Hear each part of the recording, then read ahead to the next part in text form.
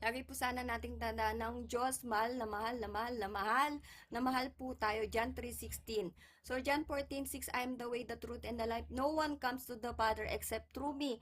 At sabi po sa Isaiah 55:8-9, my thoughts are not your thoughts, neither your ways are not my ways. God is omnipotent God, all-powerful.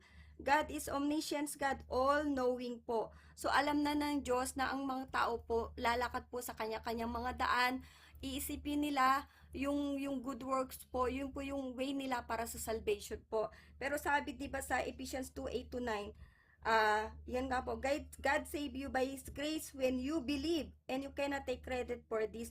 It is a gift from God. Salvation is not a reward for the good things we have done, so none of us can boast about it po. Sinama ko rin dyan yung John 14:21 po, pabasa na lang po, 'di ba? Kung sino yung nag-iingat po ng command po ng Panginoon, ay siyang mamahalin po ng Ama. Purihin po ang Panginoon.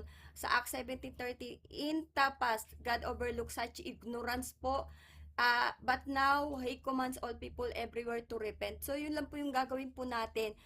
Tayo po'y sumampalataya po ng Panginoong Isus ang siyang tagapagligtas, at ang ating Panginoon po rin po, Panginoon, magsisi, di ba? Magpabautismo, dahil yung daan ni Kristo, nagpabaptize siya unang-una kay John the Baptist po. Sabi nga ni John the Baptist, hindi siya karapat-dapat, pero ang sabi ng Panginoon, gawin mo dahil ito yung dapat mangyari para matupad po ang kasulutan. So, susundin natin, tayo sa sampalataya, magpapabautismo po tayo, magsisisi po tayo, at lalakad tayo sa daan po ni Kristo. Purihin po ang Panginoon.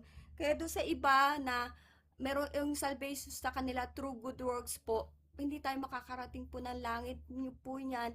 'Di ba? Kasi nga sabi nga, I am the way, the truth, and the life. No one comes to the Father except through me. So, susundan po natin kung ano po yung daan ni Kristo.